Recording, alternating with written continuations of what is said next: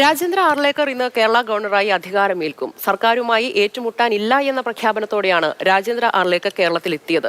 അതുകൊണ്ട് തന്നെ ആരിഫ് മുഹമ്മദ് ഖാനോടുള്ള പിണക്കം പുതിയ ഗവർണറോട് തുടരാതെയാണ് തുടക്കം. സ്വീകരിക്കാൻ മുഖ്യമന്ത്രി നേരിട്ടെത്തി. ഏറ്റുമുട്ടൽ ശൈലി ഗവർണർ ഉപേക്ഷിച്ചാൽ ഒത്തുതീർപ്പ് എന്ന പ്രതിപക്ഷത്തിന്റെ രാഷ്ട്രീയ വിമർശനങ്ങൾക്ക് കരുത്താകുകയും ചെയ്യും.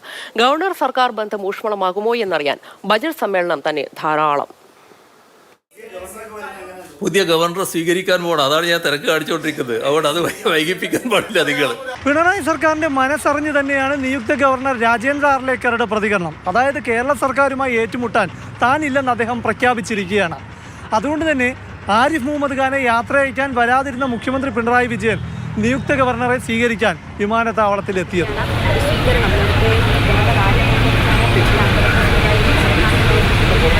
പുതിയ തുടക്കമാണ്. 5 വർഷവും തലവേദനയായിരുന്ന ആരിഫ് മുഹമ്മദ് ഖാനോടുണ്ടായിരുന്ന പിണക്കം ഇപ്പോൾ പിണറായി സർക്കാരിന് രാജേന്ദ്ര ആർലേക്കറോടില്ല.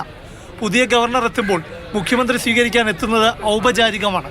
എന്നാൽ അതിനപ്പുറം ഊഷ്മളമായ ഗവർണർ സർക്കാർ ബന്ധത്തിന്റെ പ്രതീക്ഷ കൂടിയാണ് ഇന്ന് കണ്ടത്.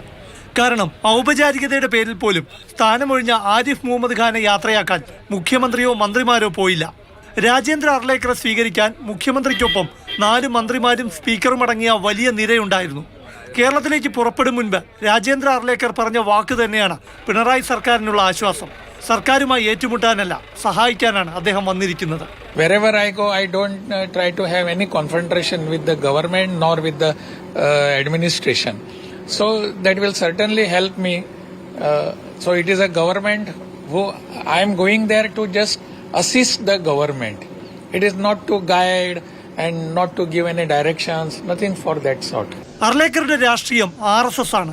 എന്നാൽ അദ്ദേഹം NDA ഭരിക്കുന്ന ബീഹാറിലെ ഗവർണർ ആയിരുന്നല്ലോ. അതായത് ബീഹാർ സർക്കാരിനെ ഉപദ്രവിക്കേണ്ട ചുമതല ആയിരുന്നില്ലെന്ന് ചിന്തിക്കാൻ സാമാന്യ ബുദ്ധി മതി. ഇവിടെയാകട്ടെ ഇടത് സർക്കാരിനെ മുൾമുനയിൽ നിർത്താനുള്ള ദൗത്യമായിരുന്നു ആരിഫ് മുഹമ്മദ് ഖാന്. ആ ദൗത്യം അദ്ദേഹം ഭംഗിയായി നിർവഹിക്കുന്നതിനിടെയാണ് ആരിഫ് മുഹമ്മദ് ഖാനെ NDA ഭരിക്കുന്ന ബീഹാറിലേക്ക് ഇളക്കി പ്രതിഷ്ഠിച്ചത്. അതായത് ആരിഫ് മുഹമ്മദ് ഖാന്റെ ഹൈ വോൾട്ടേജ് ഏറ്റുമുട്ടൽ ശൈലി കേരളത്തിൽ വേണ്ടെന്ന് കേന്ദ്രം തീരുമാനിച്ചിരിക്കുകയാണ്. അത് മനസ്സിലാക്കാനും സാമാന്യ ബുദ്ധി മതി.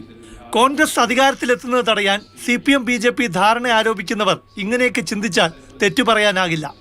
എന്തെന്നാൽ ഇനി രണ്ടാം പിണറായി സർക്കാരിന് ബാക്കിയുള്ളത് 2 കൊല്ലം മാത്രമാണ്.